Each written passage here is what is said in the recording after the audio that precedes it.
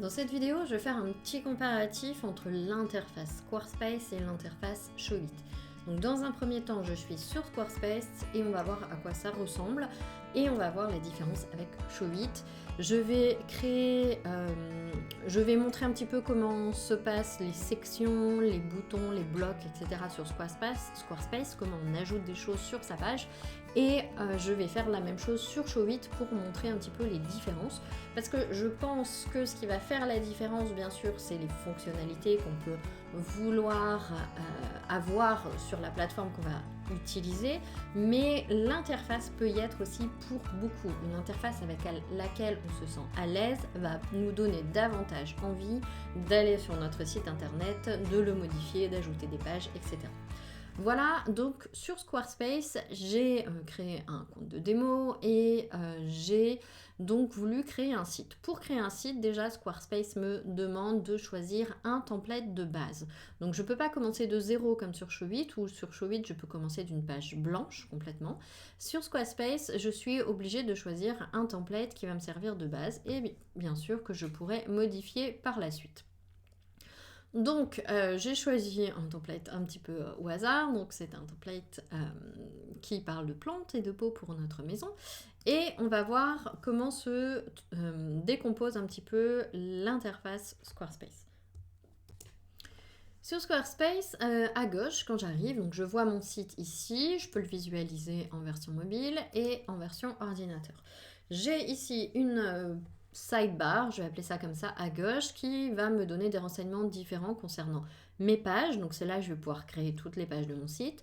Le design du site, donc je vais pouvoir gérer le style du site, les codes navigateurs, etc. Les partages réseaux sociaux. Le commerce, alors ça c'est quelque chose par contre qu'il n'y a pas dans Showit, c'est une partie où on va pouvoir ajouter des produits, mettre en place une solution de paiement, un abonnement, etc. et publier ces produits. Donc ça on ne l'a pas de manière incluse, on va dire, dans Showit, mais dans Showit on peut utiliser des outils externes comme des paniers qui vont être basés sur Thrivecart, sur Samcart, ou utiliser une boutique Shopify Lite qu'on va pouvoir intégrer à son site Showit. Mais sur Squarespace, on a vraiment quelque chose qui nous permet de rentrer nos produits. Sur Showit, petite précision, si on a le tier 3 au niveau des abonnements, l'abonnement le plus supérieur, on peut également utiliser le plugin WooCommerce et créer un commerce sur la partie WordPress de son site Showit, puisque Showit est lié à WordPress.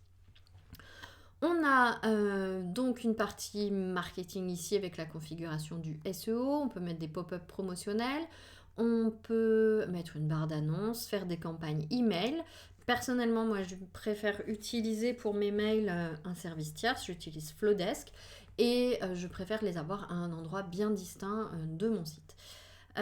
Ensuite, on peut programmer des choses. On a notre bibliothèque de ressources où on va mettre toutes nos images, on va mettre nos PDF, nos fichiers, etc.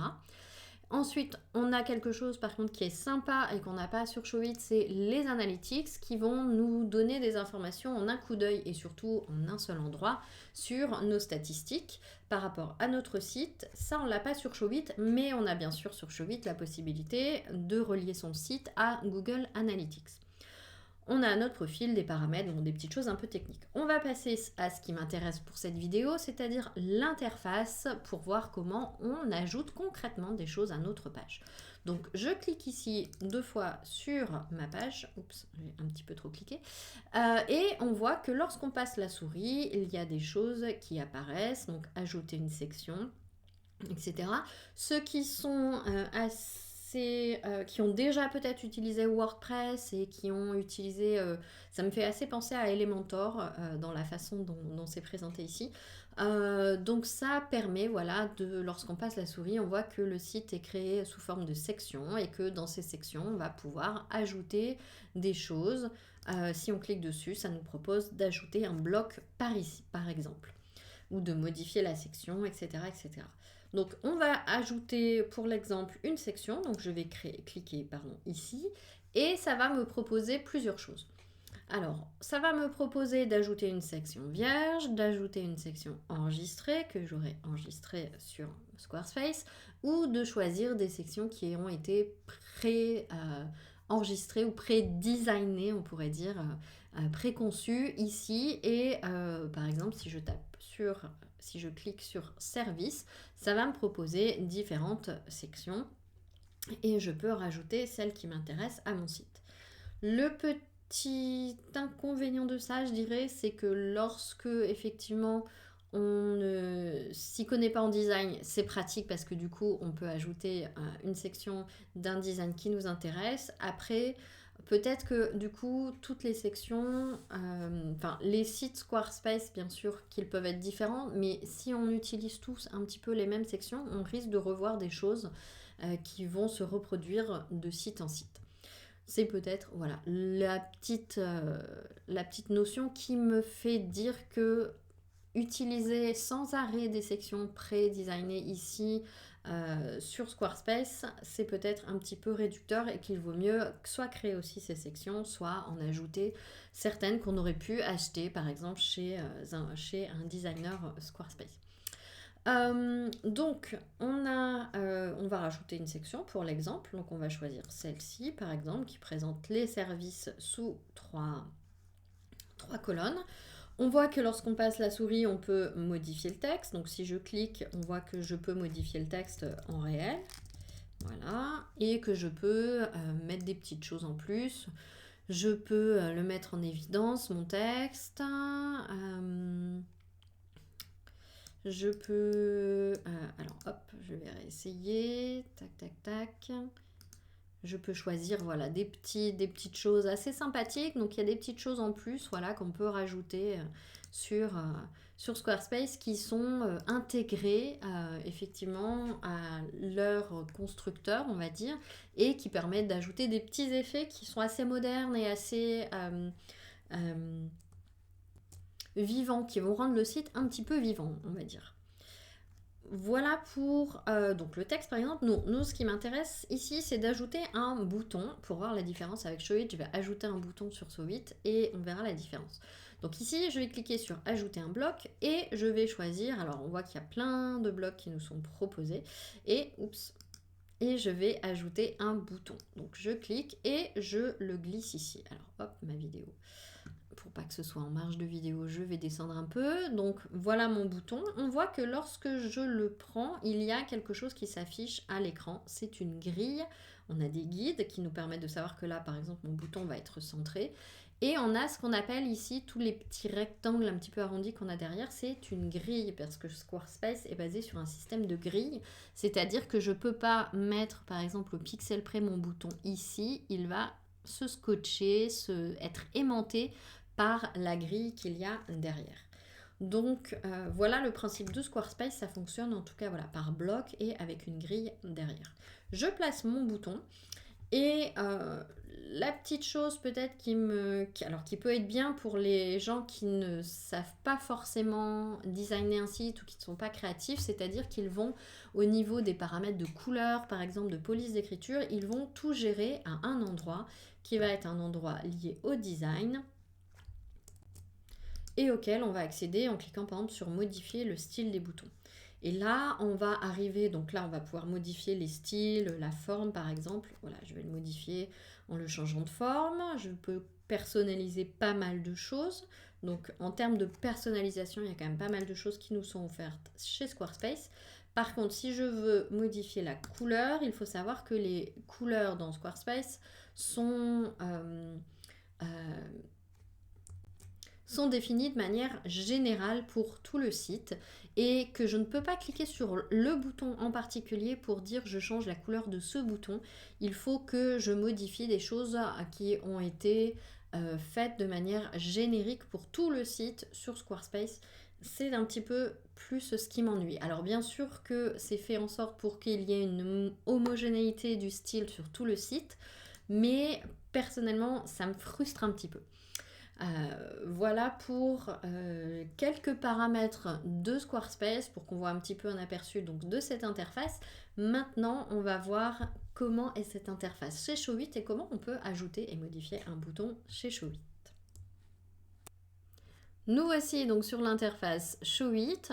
On voit qu'elle est radicalement différente de celle de Squarespace. La différence va résider dans le fait que sur Showit, on aura peut-être un peu plus l'impression de se sentir sur un logiciel de design. Pour ceux qui ont déjà utilisé Photoshop ou Illustrator, ça va leur faire penser un petit peu à ça. Et également, dans la façon d'agencer les éléments sur notre page, ça peut faire penser à Canva en ligne parce qu'on peut vraiment jouer avec le design sur Showit. Le petit inconvénient, c'est que parfois, si on joue trop avec le design, on peut peut-être justement aller trop loin dans la personnalisation et rendre son site peut-être pas assez homogène dans son style, donc il faut se méfier de ça, mais c'est pour ça que des templates existent et qu'on peut également télécharger des templates sur Showit, c'est ce que je propose dans The Template Stylist, où j'ai une boutique de templates et donc on peut utiliser des designs prédéfinis pour construire son site. On a donc sur Showit cette interface où on va avoir surtout, on va dire, 3 éléments importants, enfin 4 éléments importants. On va avoir une sidebar à gauche, on va avoir une barre d'outils en bas, une sidebar à droite et puis notre site au milieu qu'on va donc pouvoir visualiser très facilement. On peut regarder bien sûr la version mobile comme sur Squarespace ou les deux versions, l'une à côté de l'autre. Et je ne vais pas rentrer dans les détails de l'interface parce que ce n'est pas le but de cette vidéo, c'est vraiment de montrer un aperçu de la facilité ou non d'utilisation de Squarespace ou de Showit et de donner peut-être envie à certains de découvrir par eux-mêmes aussi ces deux plateformes ou cette plateforme. Donc je vais ici dans ce tutoriel juste présenter quelques éléments et créer un bouton pour qu'on voit la différence avec le bouton que j'ai créé dans Squarespace dans la vidéo précédente. Donc ici, dans Showit, j'ai des choses qui vont être liées au paramétrage de mon site. Donc là, c'est pour le site, là, c'est pour le design. On voit qu'on a également une palette de couleurs qui va être prédéfinie pour le site en entier, un petit peu comme sur Squarespace. Mais elle ne nous fiche pas cette palette de couleurs, c'est-à-dire que si je souhaite modifier un élément avec une autre couleur, je peux le faire. Moi, j'aime bien, par exemple, pour certains éléments, peut-être utiliser une nuance un peu plus foncée ou un petit peu plus claire d'une des couleurs que j'ai dans ma palette. Je vais pouvoir le modifier sur mes éléments en particulier. On a également une Media Library où on va mettre toutes nos images, nos fichiers PDF, nos vidéos, etc. Et ensuite, on a ici toutes nos pages qui se présentent sur la gauche. Et ces pages, on va pouvoir changer, donc les modifier. On a un système aussi de sections, on pourrait voir ça comme ça, sauf que ça s'appelle des canvas sur Showit. Et quand je passe la souris, alors j'ai pas mes sections en entière qui vont s'illuminer, mais on voit que elles sont un petit peu, voilà, celle-ci est un petit peu grisée parce que je passe ma souris dessus. Si je vais sur une autre section, on voit que ça se grise également un petit peu. Donc on voit qu'on a également un système de sections. Par contre, on n'a pas de grille, c'est-à-dire que je peux bouger mes éléments lorsque je les bouge exactement à l'endroit où je veux les mettre. Donc je ne suis pas contrainte par une grille parce que ici on est vraiment comme sur un logiciel type Canva ou type Illustrator. On va pouvoir mettre nos éléments où on le souhaite. On a donc la possibilité d'en ajouter et pour les ajouter, on va utiliser les petites options qui nous sont présentées ici, qui nous permettent d'ajouter du texte, titre, sous-titres, etc.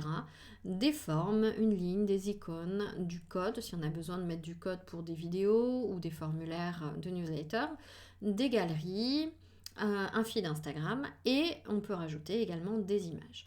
Donc là, je vais dans cette vidéo ajouter un bouton pour voir la différence avec Squarespace. Donc je vais ajouter un rectangle, je vais créer moi-même le bouton, donc je n'ai pas des boutons prédéfinis. Je vais modifier mon rectangle, donc je joue vraiment avec mon rectangle comme sur un logiciel de design ou comme sur Canva. J'ai ajouté ici mon bouton. J'ai une petite option ici qui s'appelle le snapping qui me permet quand même de voir si il est bien au centre ou pas. Enfin, quand je passe la souris, on le sent en fait, ça le bloque un tout petit peu, ce qui me permet de voir qu'il est au centre.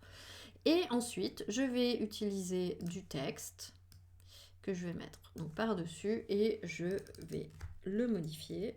je vais mettre clique-moi. Voilà, je vais centrer ce texte sur la droite et je vais modifier en le mettant en majuscule. Je vais l'agrandir un petit peu au niveau du texte et je vais en modifier la couleur. Voilà, je vais mettre en blanc. Et j'ai la possibilité de, bien sûr, bien aligner les choses puisque j'ai des petites options. Alors là, bien sûr, je passe un peu vite dessus, mais qui me permettent d'aligner les choses pour que tout soit bien placé. Donc voilà comment j'ai pu créer un bouton et ce bouton, je peux le modifier comme je le souhaite en termes de couleur. Par exemple, si je souhaite changer la couleur, je peux le faire facilement et la police d'écriture, pareil, si je souhaite changer la police, je peux le faire également facilement. Donc voilà un petit peu la différence d'utilisation qu'on peut avoir entre Showit et Squarespace. On est vraiment sur une logique complètement différente, une expérience utilisateur de l'outil qui est également différente. Donc c'est vrai qu'il faut tester, il faut voir ce qu'on apprécie ou pas sur chacune des plateformes avec laquelle on se sent le plus à l'aise. Je dirais quand même que celle qui gagne mon favoritisme, c'est quand même plutôt Showit parce que j'ai une formation de graphiste et que ça me fait effectivement penser à mes logiciels de graphisme. Donc ça me permet d'avoir une grande liberté en termes de créativité et j'aime beaucoup la présentation où on a tout sous la main et où on peut modifier absolument tout ce qu'on veut sur un Showit. Après, d'autres personnes vont préférer Squarespace, ça dépend vraiment des avis et des sensibilités de chacun. Si tu as envie d'aller plus loin sur Showit, note que je propose en freebie un petit guide qui justement te présente l'interface de Showit, mais t'aide également à préparer ton contenu et à voir comment gérer un petit peu le référencement sur cette plateforme. N'hésite pas à regarder le lien sous cette vidéo si tu souhaites le télécharger. Voilà pour cette petite comparaison Showit Squarespace en termes d'interface et d'utilisation de la plateforme.